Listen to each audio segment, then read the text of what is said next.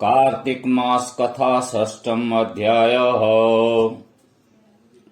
सूत जी ने ऋषियों से आगे कहा, ब्रह्मा जी से अब तक की 5 अध्यायों में विभक्त कथा सुनकर श्री नारद जी गदगद हो गए। वे ब्रह्मा जी को प्रणाम करके विनम्र भाव से बोले, हे पितामह, अब कृपा करके कार्तिक मास के महात्म्य का विस्तार पूर्वक वर्णन कीजिए।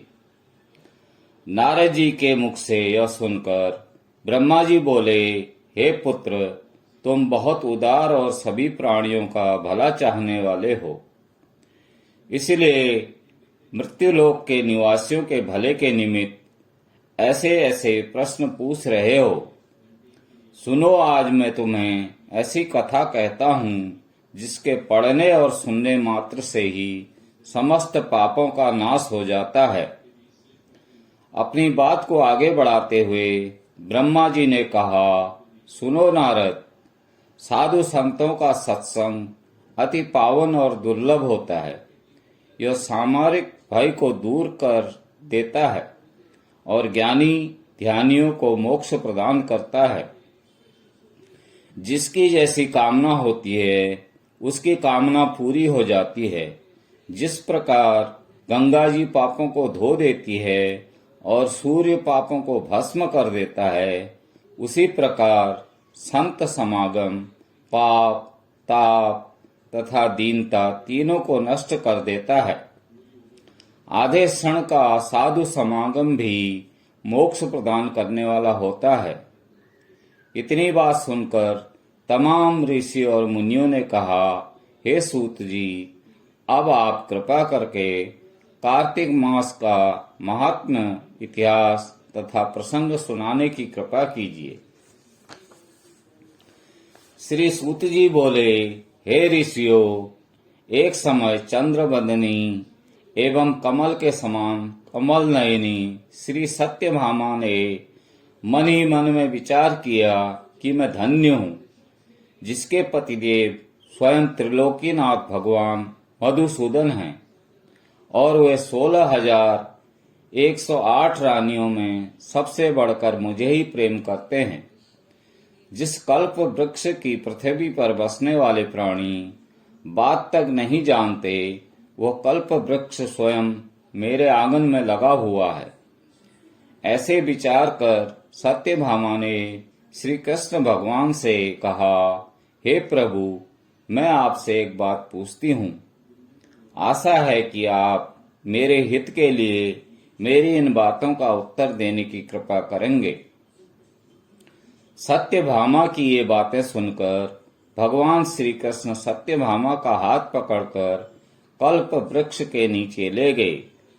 भगवान ने कहा, हे सत्यभामा, मैं अपनी सब रानियों में तुम्हें ही सबसे प्रिय मानता हूँ। मैंने तुम्हारे स्नेह के बस में सुरराज इंद्र से विरोध करके यह कल्प वृक्ष स्वर्ग से लाकर तुम्हारे आंगन में लगा दिया। मैं तुम्हारे लिए न देने वाली अदेय वस्तु भी दे सकता हूँ और अकथ्य अर्थात न कहने वाली बात भी कह सकता हूँ। अब यदि तुम मुझसे गुप्त से गुप्त बात पूछोगी तो मैं तुम्हें वह भी बता दूंगा। भगवान श्री कृष्ण की बातें सुनकर सत्यभामा गदगद होकर बोली, हे स्वामी, यदि आप मुझसे इतने प्रसन्न हैं तो मुझे यह बताने की कृपा कीजिए कि मैंने पूर्व जन्म में ऐसा क्या शुभ कार्य किया था जिससे मुझे आपकी अर्धांगिनी बनने का सौभाग्य प्राप्त हुआ और आपके साथ गरुड़ पर बैठकर ब्रह्मलोक तथा इंद्रलोक में जाने आने का अवसर भी मिला। हे नाथ, पूर्व जन्म में मैं कौन थी तथा किसकी कन्या थी, सो आप मुझे विस्तार पूर्वक सुनाने की कृपा कीजिए। सत्यभामा की यह बात सुनकर भगवान श्री कृष्ण जी मुस्कुराकर बोले, हे सत्यभामे, मैं तुमको समस्त वृतांत विस्तार पूर्वक सुनाता हूँ। तुम एकाग्रचित्त होकर सुनो। सतयुग के अंत में मायापुर नगर में अत्रि कुल में देव शर्मा नामक 4 वेदों, 6 शास्त्रों तथा 18 पुराणों का ज्ञाता एक ब्राह्मण रहता था। वो भगवान सूर्य नारायण का अनन्य भक्त था और रात दिन अतिथियों की सेवा में लगा रहता था। उसके कोई संतान नहीं थी। फिर बड़ी आयु में एक कन्या हुई जिसका नाम गुणवती रखा गया। देव शर्मा ने अपने एक शिष्य जिसका नाम चंद्र प्रकाश था के साथ अपनी कन्या गुणवती का विवाह कर दिया। चंद्र प्रकाश अपने ससुर की पिता के समान सेवा करता था। एक दिन देव शर्मा अपने दामाद को साथ लेकर लकड़ियां काटने को वन में गया। वन में उन्होंने इधर उधर फिरते हुए एक महाभयानक राक्षस को देखा। उसको देखकर उन दोनों के हाथ पैर फूल गए और भागने में असमर्थ होने के कारण वे दोनों उस राक्षस के हाथ से मारे गए। परंतु उस क्षेत्र तथा अपनी भक्ति के प्रभाव के कारण वे मेरे बैकुंठ धाम को चले आए। जैसे मेघ द्वारा वर्षा हुआ जल सब नदियों द्वारा समुद्र में प्रवेश कर जाता है, ठीक उसी प्रकार गणेश, शिव, सूर्य, विष्णु इनमें से किसी भी देवता की भक्ति उपासना करें वो हमको ही प्राप्त होता है। इसी से वह सूर्य भक्त हमारे दूतों के द्वारा विमान में बैठाकर हमारे लोग पहुंचा दिए गए। इधर उन दोनों के मरने की खबर सुनकर गुणवती ने बेहद रुदन किया और रो रो कर कहने लगी, हे पिता और हे पतिदेव, अब मैं कैसे जीवित रह सकूंगी? हाय हाय, तुम मुझे किसके भरोसे छोड़कर कहाँ चले गए? अब मेरे खान पान का प्रबंध कहाँ से होगा? हे तात, मेरा कौन ठिकाना है? इस प्रकार गुणवती विलाप करती हुई पृथ्वी पर गिरकर मूर्छित हो गई और जब चेतना आई तो घर का सब सामान बेचकर उसने अपने पति और पिता की अंत्येष्टि क्रिया की। फिर संसार से वैराग्य लेकर भक्ति में तत्पर रहने लगी। इस प्रकार करते करते कार्तिक मास आ गया। तब वह विधि विधान से कार्तिक मास का स्नान करने लगी और साथ ही साथ एकादशी का व्रत भी करने लगी। यह दोनों ही व्रत भगवान को अति प्रिय है तथा मुक्ति और ऐश्वर्य प्रदान करने वाले हैं।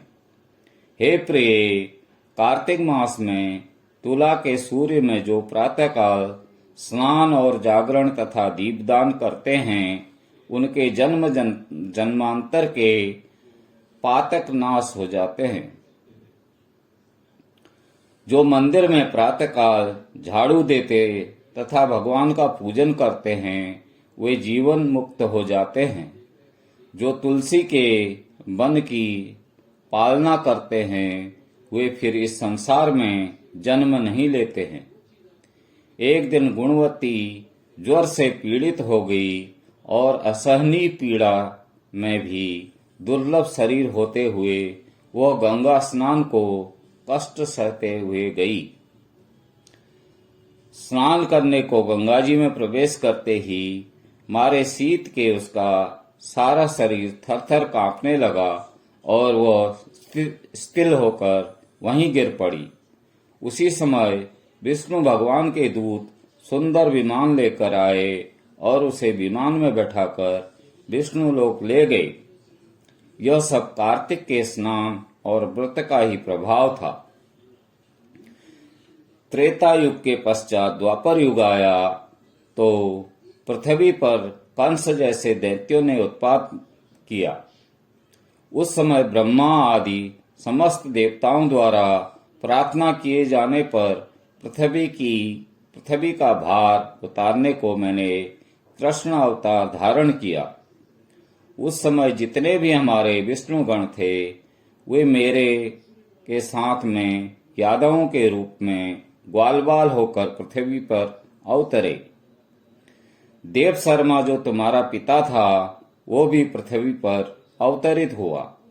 इस जन्म में देव शर्मा का नाम सत्राजित हुआ और चंद्र प्रकाश पृथ्वी पर जन्म धारण करके इस जन्म में अक्रूर जी हुए। तुम उस जन्म में गुणवती थी, अब तुम्हें इस पृथ्वी पर जन्म धारण कर सत्यभामा हुई। कार्तिक के व्रत का प्रभाव से ही तुम हमारी प्रिय हुई हो। तुमने आजन्म तुलसी के वृक्ष को सींचकर उसका पालन किया, इसी से तुम्हारे आंगन में कल्प वृक्ष है। और कार्तिक मास में तुमने जो दीपदान किया था, इसी से तुम्हारे घर में लक्ष्मी का प्रकाश है। कार्तिक मास में व्रत आदि करके जो तुमने काया कष्ट सहन किया था, उसी से तुम मेरी अर्धांगिनी हुई। जो कोई कार्तिक मास में व्रत आदि करता है, वो मुझे तुम्हारे समान प्रिय होता है। हे प्रिय, अब दूसरे जब तप यज्ञ दान आदि कार्तिक मास के 16वें भाग के दरबार भी नहीं होते, 16वें भाग के बराबर भी नहीं होते। इति 6वां अध्याय समाप्तम। भज मन नारायण नारायण नारायणं, श्रीमन नारायण नारायण नारायणं। बोलो नारायण नारायण नारायणं, हरि नारायण नारायण